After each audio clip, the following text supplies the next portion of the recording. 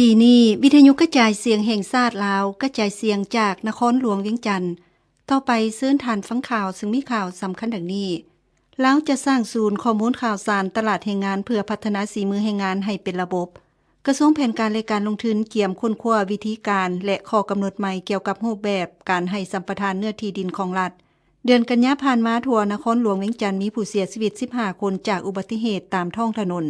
กองประชุมสมัยสามัญเถือที่2ของสภาแห่งชาติเวียดนามสุดที่14จะจัดขึ้นในวันที่20ตุลาคมนี้ธนาคารโลกระบุเศรษฐกิจของฟิลิปปินส์อาจขยายตัวไว้กว่าที่คาดคะเนไว้และข่าวสำคัญอื่นๆอีกหลายข่าวต่อไปซื้นฐานฟังรายละเอียด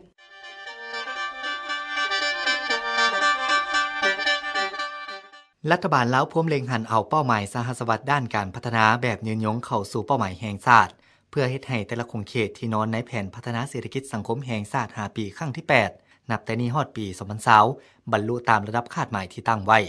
ท่านเฉลิมไซกรมศิษย์รัฐมนตรีกระทรวงการต่างประเทศให้ฮู้ว่าการจัดตั้งปฏิบัติเป้าหมายสหสวัสดิ์ด้านการพัฒนาแบบยืนยงรัฐบาลได้มอบให้คณะประสานงานแห่งชาติเป็นผู้วางกลไกและวิธีการต่างๆเพื่อให้แต่ละเวียกงานที่กำหนดออกสามารถเสื่อมเข้ากับเป้าหมายต่างๆที่ประเทศเฮาได้รับพ้องเอาพวกเขาเบิ่งแผนพัฒนาเศรษฐกิจสังคมแห่งชาติของพวกเขาครั้งที่8 2016-2020พวกเขาก็จะเห็นบรรดาเป้าหมายต่างๆของ SDG ที่รัฐบาลลาวได้หันเอามาเป็นเป้าหมายแห่งชาติของตนฉะนั้นในการจัดตั้งปฏิบัติ SDG ในระดับชาติของพวกเขาก็แม่นการจัดตั้งปฏิบัติแผนพัฒนาเศรษฐกิจสังคมของพวกเขาต้องภูมิใจว่าสปป.ลาวพวกเขานี่ได้หัน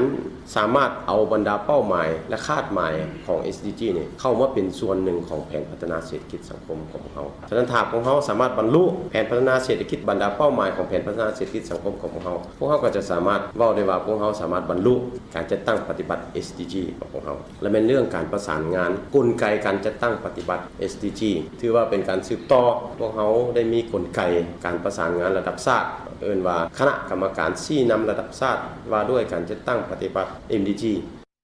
ท่านเฉลิมไซกรมศิษย์ให้ฮู้ถึงว่าปัจจุบันคณะประสานงานแห่งชาติพร้อมเสนอให้รัฐบาลดำเนินการปรับปรุงดำรัสของนายกรัฐมนตรีว่าด้วยการจัดตั้งปฏิบัติเป้าหมายสหสวัสดิ์ด้านการพัฒนาแบบยืนยงให้มีความถูกต้องกับกลไกของสากลกำหนดออกเพื่อรับประกันความถูกต้องและสอดคล้องกับสภาพการเปลี่ยนแปลงของสังคมในแต่ละระยะกระทรวงแผนการและการลงทุนเกี่ยมจะค้นคว้าวิธีการและข้อกำหนดใหม่เกี่ยวกับรูปแบบการให้สัมปทานเนื้อที่ดินของรัฐโดยจะให้ราคาเพิ่มขึ้นในแต่ละระยะของอายุสัมปทานเพื่อรับประกันให้รัฐและผู้ลงทุนได้รับผลประโยชน์อย่างเท่าเทียมกันท่านสุพันธ์แก้วมีไซรัฐมนตรีกระทรวงแผนการและการลงทุนให้ฮู้ว่า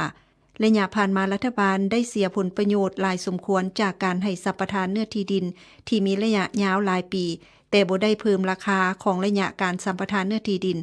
ฉะนั้นจำเป็นต้องได้ปรับปรุงวิธีการและข้อกำหนดเกี่ยวกับปัญหานี้ขึ้นใหม่เพื่อให้สมเหตุสมผลและมีความก้าวหน้าขึ้นไปเรื่อยๆสำหรับเรื่องราคาที่ดินมันผ่านมากก็มีในนั้นแท้แต่ว่าต่อไปก็ขอสิครับเอาไปค้นคว้าไปเบิ่งให้แล้วอันใดมันมีผลประโยชน์ยาวนานก็สิได้เฮ็ดข้าพเจ้าก็เห็นว่ามีความสมเหตุสมผลในการที่จะเฮ็ดเรทในการนั้นนี่มันมีลักษณะโปรเกรสซีฟต้องเฮ็ดให้มันมีความลักษณะก้าวหน้าขึ้นไปเรื่อยๆอีกตามการว่าเพิ่มขึ้นของราคาที่ดินในนอกราคามื้อนี้เข้าใจเบิดในราคามื้อนี้ว่าราคามันขึ้นต่อไปมันก็เขาเจ้าก็ได้เปรียบหลายแหละเฮาก็จะบ่ให้หลาย5ปีนี่แก้เป็นเรทนึง10ปีต่อไปมันราคาที่ดินมันก็จะไปเพิ่มขึ้นเฮาก็จะเอาเรทนึงแต่ว่ามันก็ต้องได้เจรจากันเขายอมหักแล้วก็วินนั่นแหละเจ้าก็ได้ข่อยก็ได้คันสิเอาแต่เฮาผู้เดียวเขาบ่ลงทุนแหละเฮาก็ต้องเบิ่งผลประโยชน์เท่าเทียมกันหรือว่าที่สมเหตุสมผลท่านสุพันธ์แก้วมีไซให้ฮู้ตื่มว่าปัจจุบันการให้สัมปทานเนื้อที่ดินแก่ผู้ลงทุนแม่นนำใส่กฎหมายไว้ด้วยการลงทุนกำหนดออกฉะนั้นเพื่อรับประกันผลประโยชน์รวมของชาติในต่อหน้าจะได้คุ้นคว้าด้านนิติกรรมและออกระเบียบการต่างๆขึ้นมาเติมเพื่อให้สอดคล้องกับกลไกเศรษฐกิจตลาดก็คือการขยายตัวของเศรษฐกิจในแต่ละระยะย้อนสภาพการพัฒนาเศรษฐกิจสังคมของประเทศขยายตัวอย่างบ่หยุดยั้งมาฮอดปี 2003 รัฐธรรมนูญได้รับการปรับปรุงเป็นขั้งทบิดในมาตรา 80 ได้กำหนดไว้ว่าศาลประชาชนสูงสุดคุ้มครองทางด้านการจัดตั้งและการบริหารต่อศาลประชาชนท้องถิ่นดังนั้นกระทรวงยุติธรรม จึงมอบโอนการจัดตั้งและการบริหารของศาลประชาชนท้องถิ่นให้ขึ้นกับศาลประชาชนสูงสุดเป็นผู้คุ้มครองหลังจากนั้นจึงได้ปรับปรุงกฎหมายว่าด้วยศาลประชาชนให้มีความสอดคล้องโดยได้สร้างตั้งศาลอุทธรณ์ประจำภาคขึ้น3ภาคเพื่อเฮ็ดหน้าที่กันตองคดีบ่ให้มาอังอออยู่ศาลประชาชนสูงสุดเพื่อให้ศาลประชาชนสูงสุดมีหน้าที่คุ้มครองมหาภาคต่อศาลประชาชนท้องถิ่นส่วนงบประมาณและบุคลากรของศาลประชาชนนั้นแม่นขึ้นกับองค์การปกครองท้องถิ่นท่านคำพันธ์สิทธิดำพาเลขาคณะพักศาลประชาชนประธานศาลประชาชนสูงสุดให้ฮู้ว่ามาฮอดปี 2009 รัฐบาลได้ปรับปรุงกงจักรบริหารขันเมืองศาลประชาชนสูงสุดจึงได้ประเมินระบบการจัดตั้งของศาลขึ้นใหม่เพื่อให้สอดคล้องกับทิศสีน้ำผ่านการประเมินเห็นว่าศาลประชาชนขันเมืองที่สร้างตั้งขึ้นในระยะนั้นกว่าถึง103เมืองแต่มีศาลเมืองเพียงแต่25เมืองเท่านั้นมีผู้พิพากษาครบที่สามารถประกอบเป็นคณะตัดสินคดีได้เนื่องจากผู้พิพากษาบ่เพียงพอผ่านการประเมินเห็นว่าศาลประชาชนเมืองที่สร้างตั้งขึ้นในระยะนั้นมี103เมืองทั่วประเทศแต่มีศาลเมือง25เมืองเท่านั้นที่มีผู้พิพากษาครบสามารถประกอบเป็นคณะนั่งตัดสินได้ส่วนอีก78เมืองแม่นบ่สามารถประกอบเป็นคณะตัดสินได้เนื่องจากบ่มีผู้พิพากษาเพียงพอเมื่อมีคดีเกิดขึ้นต้องยืมผู้พิพากษาจากเมืองอื่นมาประกอบเป็นคณะศาลตัดสินเพราะว่าศาลเฮานี้มัน3คนถ้ามีแต่3คนถ้าเขาเจ้าคัดค้องอีกก็ได้เอาผู้นึงมาเปลี่ยนอีกเลยคันบ่ครบ3ต้องได้ไปยืมบ่อนอื่นมาและอันนึงอีกห้องการห้องประชุมศาลห้องบัลลังก์ตัดสินก็บ่มีและบางเมืองก็บ่มีคดีเกิดขึ้นหรือมีก็มีน้อยดังนั้นศาลประชาชนสูงสุดได้สมทบกับอัยการประชาชนสูงสุดพร้อมกันสรุปรายงานขอทิศชี้นำจากกรมการเมืองศูนย์กลางพรรคเพื่อปรับปรุงระบบศาลและองค์การอัยการประชาชนคืนใหม่เพื่อให้สอดคล้องกับสภาพความเป็นจริงและคณะประจำสภาแห่งชาติได้ค้นคว้าพิจารณาออกมติตกลงเลขที่113คปจลงวันที่28พฤษภาคม2009ว่าด้วยการโฮมศาลประชาชนเมืองมาเป็นศาลประชาชนเขตและหันงบประมาณบุคลากรของศาลที่ขึ้นกับอำนาจการปกครองท้องถิ่นในเมื่อก่อนมาขึ้นกับศาลประชาชนสูงสุดเป็นผู้คุ้มครองต่อศาลประชาชนท้องถิ่นอย่างรอบด้านปัจจุบันทั่วประเทศมีศาลประชาชนสูงสุด1แห่งศาลประชาชนภาค3แห่งศาลประชาชนแขวงและนครหลวงมีจันทร์18แห่งศาลประชาชนเขต40แห่งศาลทหารขั้นสูง1แห่งและศาลทหารภาค3แห่งมีพนักงานทั้งหมดเกือบ 2,000 ในนี้รัฐกรตุลาการมีหลายกว่า38ส่วนห้อยห้องหัวหน้ากรมพัฒนาสีมือแห่งงานและจัดหางานกระทรวงแรงงานและสวัสดิการสังคมให้ฮู้ว่าปัจจุบันได้มีแผนพัฒนาแรงงาน5ปีครั้งที่4โดยกำหนดสร้างระบบข้อมูลข่าวสารตลาดแรงงานเพื่อรับประกันให้การสร้างแผนและดัดสมมหาภาคด้านแรงงานสร้างระบบการพัฒนาสีมือแรงงานด้วยการสร้างมาตรฐานสีมือแรงงานโดยมีส่วนร่วมของหัวหน่วยแรงงานในนี้ระบบข้อมูลข่าวสารตลาดแรงงานเป็นหัวใจหลักที่สำคัญในการพัฒนาเวียกงานแรงงานพร้อมทั้งเป็นสร้างข้อมูลเป็นบ่อนเก็บกรรมวิเคราะห์เผยแพร่ให้สังคมรู้จักโดยเฉพาะนักเรียนจบมัธยมต้นและมัธยมปลายผู้ซอกหาเวียกเฮ็ดงานทำผู้ต้องการเปลี่ยนเวียกสามารถมีข้อมูลที่ดีเพื่อช่วยการตัดสินเรียนวิชาชีพซอกหาเวียกที่มั่นคงมีรายได้ที่สมเหตุสมผลได้รับการคุ้มครองและปกป้องสิทธิผลประโยชน์ตามกฎหมายสามารถเชื่อมโยงเข้ากับภาคพื้นและสากลระบบข้อมูลข่าวสารตลาดแรงงานเป็นกุญแจสำคัญในการพัฒนาบุคลากรอย่างมีประสิทธิภาพกำหนดทิศทางการลงทุนในแต่ละด้านอย่างชัดเจนมีแผนรองรับสภาพที่จะเกิดขึ้นในแต่ละแขนงการที่นำใช้แรงงานในแต่ละประเภทลดพรการวางงานการเปลี่ยนเวียกเฮ็ดของแรงงานเพื่อตอบสนองให้ผู้ที่เรียนจบสายสามัญจบวิชาชีพจบมหาวิทยาลัยผู้กำลังซอกเวียกเฮ็ดผู้เปลี่ยนเวียกผู้วางงานในนั้นรวมทั้งข้อมูลเศรษฐกิจการค้าซึ่งสามารถบอกข้อมูลเกี่ยวกับอัตราการขยายตัวด้านเศรษฐกิจการเคลื่อนย้ายแรงงานค่าแรงงานสภาพการขยายตัวของเศรษฐกิจแต่ละคงเขตการนำใช้แรงงานในแขนงการและทิศทางแผนการของการปรับปรุงการลงทุนคาดคะเนความต้องการตามแขนงการลงทุนรวมถึงการใช้เครื่องจักรแทนแรงงานคนอย่างมีประสิทธิภาพนับแต่มือสร้างตั้งพรรคประชาชนปฏิวัติลาวเป็นต้นมาพรรคเฮาได้ถือเอาการศึกษาอบรมการเมืองแนวคิดเป็นกกและเป็นแถวหน้าพรรคถือว่าถ้าบ่มีแนวคิดทฤษฎีก็บ่อาจมีกระบวนการปฏิวัติด้วยเหตุนั้นบ่ว่าจะเฮ็ดเวียกอันใดอยู่ไสและมีความสำคัญแนวใดพรรคเฮาก็ได้เอาใจใส่ต่อเวียกงานศึกษาอบรมการเมืองแนวคิดมาโดยตลอด ซึ่งบางครั้งก็เฮ็ดก่อนบางครั้งก็เฮ็ดไปพร้อมแล้วแต่เงินไขและจุดพิเศษของแต่ละเวียกท่านศรีสุขพิรวงศ์รองเลขาคณะพรรครองหัวหน้าคณะโฆษณาอบรมศูนย์กลางพรรคให้ฮู้ว่าการเฮ็ดเวียกงานศึกษาอบรมการเมืองแนวคิดแนะใส่รับประกันเฮ็ดให้การปฏิบัติหน้าที่เวียกงานมีผลสำเร็จรับประกันให้ภารกิจปฏิวัติในแต่ละบัดก้าวและแต่ละบัดเลี้ยวได้รับไสชนะคณะพรรคทุกคันนับแต่ศูนย์กลางลงฮอดท้องถิ่นล้วนแต่มีพลบทบาทและความรับผิดชอบโดยตรงในการเฮ็ดเวียกงานการเมืองแนวคิดเพื่อสร้างพื้นฐานทางด้านแนวคิดทฤษฎีและความรับรู้ความเข้าใจที่ลึกซึ้งให้ทันแถวสมาชิกพรรคพนักงานและประชาชนบรรดาเผ่างานศึกษาอบรมการเมืองแนวคิดเป็นเวียกกกเวียกแถวหน้าของคณะพรรคขันต่างๆก็เนื่องจากว่าคณะพรรคทุกขันนับแต่ศูนย์กลางลงฮอดท้องถิ่นก็ล้วนจะมีภาระบทบาทและมีความรับผิดชอบโดยตรงในการเฮ็ดเวียกงานศึกษาอบรมการเมืองแนวคิดเพื่อสร้างพื้นฐานทางด้านแนวคิดทฤษฎีและความรับรู้ความเข้าใจที่ลึกซึ้งให้แก่ทันแถวสมาชิกพรรคพนักงานและประชาชนบรรดาเผ่าเกี่ยวกับแนวทางนโยบายของพรรคระเบียบกฎหมายแผนพัฒนาเศรษฐกิจสังคมของรัฐให้เห็นแจ้งกลอุบายมั่งเพทำลายของอิทธิกำลังปรปักษ์และพวกคนบ่ดียกสูงสติระวังตัวเป็นเจ้าการในการเฮ็ดเวียกงานป้องกันชาติป้องกันความสงบเสริมขยายมูลเสื้ออันดีงามของชาติของพรรคและของประชาชนบรรดาเผ่ามูลเสื้อแห่งความสามัคคีเป็นเอกภาพมูลเสื้อแห่งการพัวพันร่วมสุขร่วมทุกข์ร่วมเป็นร่วมตายระหว่างพรรคกับมหาชนมูลเสื้อแห่งการยึดมั่นในลัทธิมาร์กเลนินโดยนำใส่อย่างสอดคล้องกับสภาพความเป็นจริงของประเทศท่านศรีสุขพิรวงศ์รองเลขาคณะพรรครองหัวหน้าคณะโฆษณาอบรมศูนย์กลางพรรคให้ฮู้ถึงว่าคณะพรรคขันต่างๆต้องศึกษาอบรมเฮ็ดให้สมาชิกพรรคพนักงานและประชาชนบรรดาเผ่ารับรู้ถึงหน้าที่ความรับผิดชอบและพันธะของตนมีสติเคารพและทำมาหากินให้ถูกต้องตามระเบียบกฎหมายเสิร์ชสู่ยกสูงคุณธาตุการเมืองคุณสมบัติศีลธรรมปฏิบัติมีความจงรักภักดีสัตย์ซื่อสุจริตต่อประเทศชาติต่อประชาชนเด็ดเดียวต้านทุกปรากฏการณ์ย่อท่อที่ส่งผลสะท้อนอันบ่ดีต่อพรรคและรัฐเฮาวิทยาลัยพละศึกษาจัดพิธีไขศกเฮียนใหม่ 2016-2017 และเฉลิมฉลองวันครูแห่งชาติวันที่ 7 ตุลาคมรอบ22 ปี ในตอนเช้าวานนี้มีทานบุญสุขธีรศักดิ์หัวหน้ากรมพละและศิลปศึกษากระทรวงศึกษาธิการและกีฬาครูอาจารย์และนักศึกษาภายในวิทยาลัยพละศึกษาเข้าร่วมท่านอินตองเลิศสินไซผู้อำนวยการวิทยาลัยพละศึกษาให้สัมภาษณ์ว่าการไขศกเฮียนใหม่ 2016-2017 และเฉลิมฉลองวันครูแห่งชาติอยู่วิทยาลัยปีนี้แม่นเฮ็ดแบบเรียบง่ายและเน้นความหมายความสำคัญเป็นหลักในพิธีได้สรุปสภาพการเรียนการสอนของวิทยาลัยในศกศึกษา 2015-2016 ผ่านมาพร้อมทั้งผ่านแผนการศึกษาประจำศกเรียน 2016-2017 และได้เล่าถึงประวัติความเป็นมาก็คือความหมายสำคัญของวันครูแห่งชาติวันที่ 7 ตุลาวิทยาลัยพวกเราได้จัดพิธีเปิดศุกร์เฮียนใหม่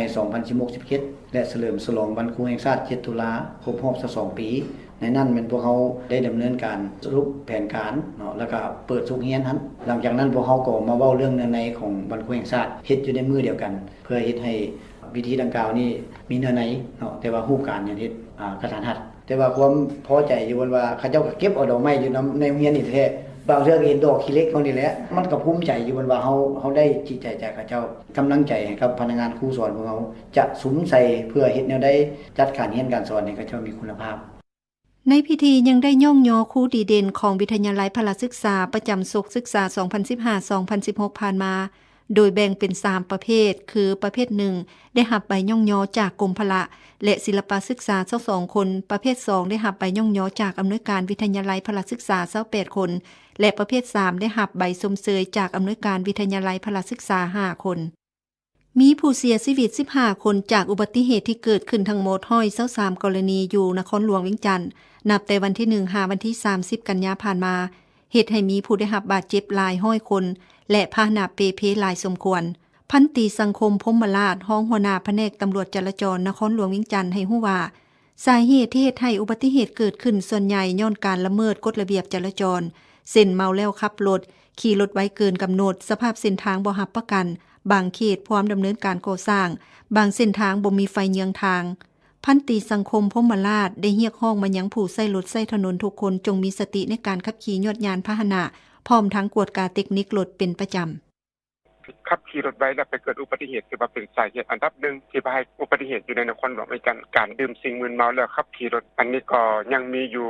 อย่างหนึ่งเดือนติดสำหรับการดื่มเมาแล้วขับรถอันต่อมาก็แม่นเว้าเรื่องการเปลี่ยนทิศทางสัญจร บ่รับประกันความปลอดภัยและก็การซิงขึ้นหน้าบ่ประกันความปลอดภัยสภาพสิ่งแวดล้อมโดยเฉพาะก็แม่นถนนหนทางที่เปเพเป็นบวกเป็นคุ้มแล้วก็กลางคืนบ่มีแสงสว่างอย่างทางต่างๆในส่วนระยะเวลานี้อยู่นครหลวงเวียงจันทน์ก็คืออยู่ทั่วประเทศสปป.ลาวของพวกเขาถือว่ามันเป็นฤดูฝนสำหรับนักขับขี่แล้วให้ขับขี่รถด้วยความระมัดระวังให้ปฏิบัติตามกฎระเบียบจราจรอย่างเข้มงวดบ่ให้ฝ่าฟังบ่ให้ประมาทโดยเฉพาะถ้าหากว่าในกรณีฝนตกแล้วทานขับขี่รถไปตามเส้นทางขอให้ทานใช้ความระมัดระวังเป็นพิเศษบ่ให้ใช้ความไวเกินกำหนดเพราะให้ระวังแต่ให้ยันรถของทานอาจจะไปเหยียบน้ำแล้วฟงสาดใส่ผู้ที่ขับขี่รถจักรรถถีบหรือคนย่างอยู่ตามเส้นทางถ้าได้ดื่มสิ่งมึนเมาแล้วอย่าขับรถอย่าประมาทเด็ดขาดให้ปฏิบัติตามกฎระเบียบจราจรอย่างเคร่งครัดพันตรีสังคมพรหมราชให้ฮู้ตื่มว่าท้ายอาทิตย์ผ่านมาอยู่เขตบ้านโพนไหคำเมืองไซธานีนครหลวงเวียงจันทน์มีอุบัติเหตุรถจักรต่ำกันอย่างรุนแรงมีผู้เสียชีวิตคาที่1คนคือเฒ่าอองบี้อายุ21ปีอยู่บ้านนากรุงเมืองไซธานีต่อไปเชิญทานฟังรายงานข่าวจากท้องถิ่นพิธีเสื่อมซึมเอกสารเกี่ยวกับโครงการหัวมือก่อสร้างเส้นทางรถไฟลาวจีนให้พนักงานขันนำเมืองน้ำหมอกแขวงอุดมไซจัดขึ้นในวันที่17กันยายนผ่านมานี้ที่สโมสรของเมืองมีคณะประจำภาคเมืองกรรมการภาคเมืองหัวหน้าห้องหัวหน้าโครงการพนักงานหลักแหล่งเข้าร่วมรับฟังในพิธีท่านซีไซแก้วดวงคำสุขคณะโฆษณาพรมแขวงก็ได้ขึ้นผ่านเอกสารการนำผ่านแนวคิดเกี่ยวกับโครงการก่อสร้างทางรถไฟลาวจีนให้แก่กันเมืองได้เสื่อมซึมเกี่ยวกับความหมายสำคัญความเป็นมาเนื้อในสำคัญของโครงการก่อสร้างทางรถไฟลาวจีนโครงการก่อสร้างทางรถไฟลาวจีนเป็นโครงการที่มีการลงทุนขนาดใหญ่เป็นโครงการที่มีระยะยาวถึง427กิโลเมตรและมีความต้องการเนื้อที่ดินนำใช้ถาวรถึง 3,058 เฮกตาร์ในขอบเขตดินห่างจากปากทางเข้าออกอุโมงค์ความยาว100เมตรเส้นทางรถไฟเบื้องละ50เมตรมูลค่าการลงทุนทั้งหมดของโครงการประมาณ 5,956 ล้านดอลลาร์สหรัฐซึ่งฝ่ายลาวจะถือหุ้น 30% และฝ่ายจีนถือหุ้น 70% จำนวนสถานีรถไฟของโครงการนี้มีทั้งหมด33สถานีในนี้21สถานีจะเปิดนำใช้ในระยะต้นและ12สถานีจะเปิดนำใช้ในระยะต่อไปซึ่งจะได้ใช้เวลาการก่อสร้าง5ปีเมืองนมอแขวงอุดมไซก็เป็นเมืองหนึ่งที่เส้นทางรถไฟข้ามผ่านดังนั้นจึงได้เรียกร้องบรรยังการนำภาครัฐพนักงานหลักแหล่งจงนำเอาเนื้อในจิตใจของโครงการทางรถไฟนี้นำไปเผยแพร่ให้แก่พนักงานของตนและประชาชนได้รับทราบอย่างทั่วถึงสมชนิดรายงานจากเมืองนมอแขวงอุดมไซท่านผู้ฟังที่เคารพราคาน้ำมันเสื้อไฟในอาทิตย์นี้ยังอยู่ในสภาพปกติโดยเฉพาะจุดนำเข้าน้ำมันใหญ่ๆเป็นต้นนครหลวงเวียงจันทน์น้ำมันแอดซังพิเศษ 8,350 กีบต่อลิตรแอดซังธรรมดา 7,350 กีบต่อลิตรกระส่วน 6,210 กีบต่อลิตรบ่อแก้วแอดซังพิเศษ 8,450 กีบต่อลิตรแอดซังธรรมดา 7,450 กีบต่อลิตรกระส่วน 6,310 กีบต่อลิตรหลวงพ่อบางแอดซังพิเศษ 8,810 กีบต่อลิตรแอดซังธรรมดา 7,810 กีบต่อลิตรกระส่วน 6,670 กีบต่อลิตรคำมวลแอดซังพิเศษ 8,380 กีบต่อลิตรแอดซังธรรมดา 7,380 กีบต่อลิตรกระส่วน 6,240 กีบต่อลิตรสวรรณเขตแอดซังพิเศษ 8,380 กีบต่อลิตรแอดซังธรรมดา 7,380 กีบต่อลิตรกระส่วน 6,240 กีบต่อลิตรจำปาสักแอดซังพิเศษ 8,410 กีบต่อลิตรแอดซังธรรมดา 7,410 กีบต่อลิตรและกระส่วน 6,270 กีบต่อลิตรต่อไปเชิญทานฟังข่าวอากาศประจำวันจากวิชาการกรมอุตุนิยมและอุทกศาสตร์ห้องความกดดันอากาศต่ำยังสืบโตพาดผ่านอยู่เขตภาคกลางหาภาคใต้ของลาวด้วยกำลังปานกลางสมทบกระแสลมตะวันออกพัดปกคลุมเป็นส่วนใหญ่ซึ่งลักษณะเช่นนี้จะเห็นในอากาศเย็นในตอนเช้าและยังจะมีฝนตกแงรับคออยู่บางท้องถิ่นพอมีลมพัดแรงเป็นโอกาสในแต่ละภาคพยากรณ์อากาศในเวลา 7:00 นของมื้อนี้ถึงเวลา 7:00 นของมื้ออื่นภาคเหนือด้านตะวันออกมีเมฆปกคลุมเป็นบางส่วนอากาศเย็นในตอนเช้าและยังจะมีฝนตกในรับคอยเป็นบางโอกาสอุณหภูมิต่ำสุด 16-18 องศาและสูงสุด 24-26 องศาภาคเหนือด้านตะวันตกมีเมฆปกคลุมเป็นส่วนหลายอากาศเย็นในตอนเช้าและยังสิมีฝนตกในรับคอยอยู่เกือบทั่วไปพอมีลมพัดแรงอยู่บางท้องถิ่นแขวงอุดมไซและหลวงน้ำทาอุณหภูมิต่ำสุด 20-22 องศาและสูงสุด 29-31 องศาท ที่นครหลวงเวียงจันทน์มีเมฆปกคลุมเป็นส่วนหลายยังจะมีฝนตกกระจายพอมีลมพัดแรงเป็นบางโอกาสอยู่บางบริเวณอุณหภูมิต่ำสุด22-24 องศาและสูงสุด30-32 องศาภาคกลางมีเมฆปกคลุมเป็นส่วนหลายจะมีฝนตกระดับพออยู่บางท้องถิ่นและมีลมพัดแรงเป็นบางโอกาสอุณหภูมิต่ำสุด21-23 องศาและสูงสุด30-32 องศาสำหรับแขวงเพชรบูรณ์ยังจะมีฝนตกกระจายเป็นบางโอกาสอุณหภูมิต่ำสุด15-17 องศาและสูงสุด24-26 องศาภาคใต้มีเมฆปกคลุมเป็นส่วนหลายยังจะมีฝนตกระดับพอเป็นบางโอกาสพอมีลมพัดแรงอยู่บางท้องถิ่นแขวงสารวันจำปาสักเสกงและตะปืออุณหภูมิต่ำสุด21-23 องศาและสูงสุด30-32 องศาสำหรับเขตปากซองนิคม34ยังจะมีฝนตกกระจายเป็นบางโอกาสอุณหภูมิต่ำสุด13-15 องศาและสูงสุด24-26 องศาเพชรล้าสีสมจันทร์มวงศ์รายงานจากกรมอุตุนิยมวิทยาศาสตร์การประหยัดหมัดเมียนบ่ใส่จ่ายฟุ่มเฟือยใส่จ่ายแนวจำเป็นเพื่อผลภายหน้าช่วยสะสมกำลังกล้าเป็นทืนหอนก้อนใหญ่ลายบอนดีลายบอนได้โฮมเข่าหากมังมี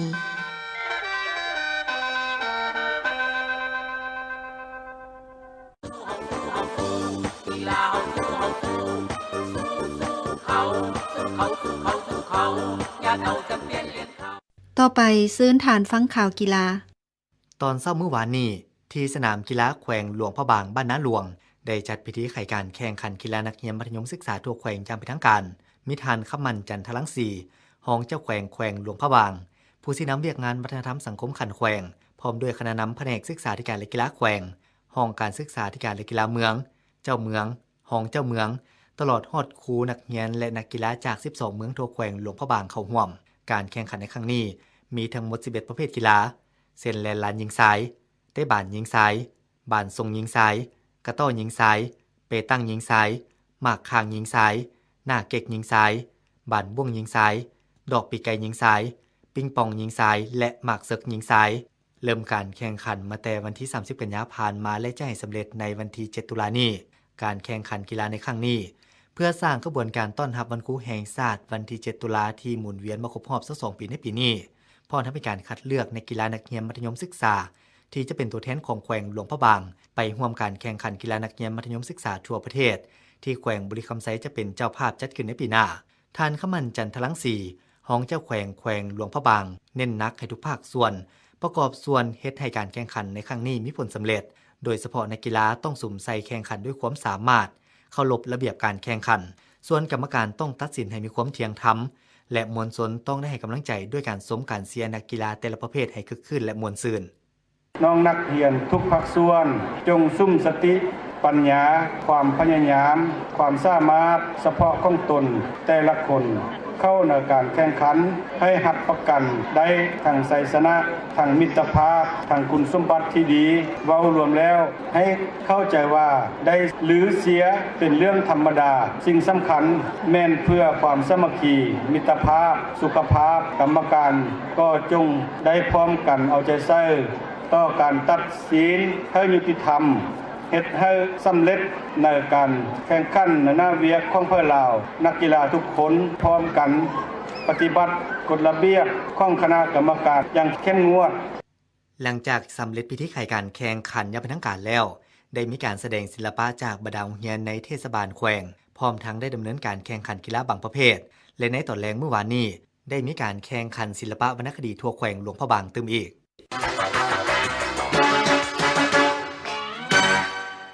ขณะนี้ทานพร้อมฟังข่าวจากวิทยุกระจายเสียงแห่งชาติต่อไปซื้นทานฟังข่าวต่างประเทศตามข่าวสารเวียดนามวันที่3ตุลาคมนี้กองประชุมคณะประจำสภาแห่งชาติเวียดนามครั้งที่4จัดขึ้นอยู่สำนักงานสภาแห่งชาติภายใต้เนื้อในสำคัญเพื่อแก้เกียรติให้กองประชุมสมัยสามัญครั้งที่2สุดที่14ที่จะไขขึ้นในวันที่20เดือนตุลาคมนี้กองประชุมครั้งนี้บรรดาผู้แทนได้ประกอบคำเห็นใส่ร่างกฎหมายฉบับดัดแก้เพิ่มเติมบางมาตรากฎหมายอาญาในปี2015สืบต่อประกอบคำเห็นใส่ร่างกฎหมายแผนการและอื่นๆนอกนั้นคณะประจำสภาแห่งชาติเวียดนามยังประกอบคำเห็นใส่บทรายงานของรัฐบาล เกี่ยวกับการปฏิบัติแผนพัฒนาเศรษฐกิจสังคมและงบประมาณแห่งรัฐในปี 2017 ตื่มอีกตามข่าวต่างประเทศธนาคารโลกออกแถลงการว่าเศรษฐกิจฟิลิปปินส์อาจขยายตัวไว้ขึ้นกว่าที่คาดคะเนไว้ถ้าหากรัฐบาลกระตุ้นการใช้จ่ายในการสร้างพื้นฐานของรางหลายขึ้นตามแผนการที่วางไว้แถลงการของธนาคารโลกระบุว่าถ้าฟิลิปปินส์ดำเนินการกระตุ้นการใช้จ่ายในการก่อสร้างพื้นฐานของรางการขยายตัวด้านเศรษฐกิจของประเทศอาจจะสูงกว่าที่คาดคะเนไว้ก่อนหน้านี้ 6.4% ในปีนี้และ 6.2% ในอีก 2 ปีข้างหน้าส่วนภาคธุรกิจบางด้านจะบ่ขยายตัวเท่าที่ควรเนื่องจากความบ่จะแจ้งในนโยบายด้านเศรษฐกิจมหาภาคของรัฐบาลแถลงการของธนาคารโลกยังคาดคะเนว่าปีหน้า 40% ของแผนการใช้จ่ายภาครัฐในการก่อสร้างพื้นฐานของรางเส้นถนนหนทางทางเรือและสนามบินจะมีส่วนช่วยสนับสนุนภาคอุตสาหกรรมอสังหาริมทรัพย์การก่อสร้างและการท่องเที่ยวพร้อมนี้การบริโภคภายในประเทศจะมีส่วนช่วยสนับสนุนเศรษฐกิจของฟิลิปปินส์ให้ขยายตัวตื่มอีกตามข่าวต่างประเทศผู้สังเกตการทางทหารตุรกีและสหรัฐอเมริกาจะดำเนินการบินกวดสอบสังเกตการทางอากาศต่อรัสเซียตามสนธิสัญญาว่าด้วยการเปิดน่านฟ้าเว็บไซต์กระทรวงการต่างประเทศรัสเซียแจ้งให้รู้ว่าระหว่างวันที่ 3-7 ตุลาคมนี้ผู้สังเกตการทางทหารตุรกีและสหรัฐอเมริกาจะดำเนินการบินสังเกตการต่อดินแดนรัสเซียโดยนำใส่เรือบิน CN-235 ตามเส้นทางกำหนดของสนธิสัญญาว่าด้วยการเปิดน่านฟ้าศูนย์บรรเทาความเสี่ยงด้านนิวเคลียร์กระทรวงป้องกันประเทศรัสเซียให้รู้ว่าเรือบิน CN-235 บ่ติดอาวุธแต่มีอุปกรณ์ถึงเรือบินได้มาตรฐานสากลและสอดคล้องกับสนธิสัญญาการเปิดน่านฟ้าพร้อมด้วยผู้เชี่ยวชาญของรัสเซียจะติดตามไปนำเพื่อรับประกันให้เส้นทางการบินสังเกตการสอดคล้องกับข้อตกลงของสนธิสัญญาการเปิดน่านฟ้าตามข่าวจากต่างประเทศท่านโยชิโนริโอซุมินักวิทยาศาสตร์ชาวญี่ปุ่นได้รับรางวัลโนเบลสาขาการแพทย์ด้านร่างกายมนุษย์ประจำปีนี้จากผลงานการค้นพบกลไกที่เซลล์แยกตัวและกลืนกินมันเองซึ่งสามารถจะช่วยให้มีความเข้าใจพยาธิต่างๆได้หลายขึ้นเช่นมะเร็งความจำเสื่อมและเบาหวานประเภท2สมัชชาโนเบลประจำสถาบันแคโรลินสกาซึ่งเป็นภาคส่วนรับผิดชอบมอบรางวัลโนเบลออกแถลงการว่าการค้นพบกลไกที่เซลล์แยกตัวและกลืนกินมันเองของท่านโยชิโนริโอซุมินำไปสู่กระบวนการทดลองแบบใหม่เพื่อสร้างความเข้าใจว่าเซลล์เปลี่ยนรูปแบบใหม่ด้วยการแยกตัวและกลืนกินมันเองจะเป็นสาเหตุให้เกิดพยาธิต่างๆได้ท่านโอซุมิปัจจุบันเป็นอาจารย์สอนอยู่สถาบันเทคโนโลยีโตเกียวให้สัมภาษณ์ต่อนักข่าวว่ารู้สึกเป็นเกียรติอย่างสูงที่ได้รับรางวัลโนเบลสาขาแพทย์ปีนี้ซึ่งเป็นรางวัลทำอิฐที่ประกาศมอบรางวัลโนเบลสาขาต่างๆให้ทุกคนที่มีผลงานดีเด่นประจำปีท่านผู้ฟังที่เคารพก่อนจะบนรายการข่าวภาคนี้พวกเขาขอสรุปหัวข้อข่าวสำคัญที่ท่านฟังไปแล้วนั้นให้ท่านฟังเติมอีกเทื่อนึงมีดังนี้แล้วจะสร้างศูนย์ข้อมูลข่าวสารตลาดแรงงานเพื่อพัฒนาฝีมือแรงงานให้เป็นระบบกระทรวงแผนการและการลงทุนเกี่ยมค้นคว้าวิธีการและข้อกำหนดใหม่เกี่ยวกับรูปการให้สัมปทานเนื้อที่ดินของรัฐเดือนกันยายนผ่านมาทั่วนครหลวงเวียงจันทน์มีผู้เสียชีวิต15คนจากอุบัติเหตุตามท้องถนนกองประชุมสมัยสามัญครั้งที่2ของสภาแห่งชาติเวียดนามสุดที่14จะจัดขึ้นในวันที่20ตุลาคมนี้ธนาคารโลกระบุเศรษฐกิจของฟิลิปปินส์อาจขยายตัวไว้กว่าที่คาดคะเนไว้ที่นี้วิทยุกระจายเสียงแห่งชาติและการข่าวภาคนี้หมดเพียงเท่านี้กระต่ายมากโนซาและไพมณีธรรมวงศาอ่าน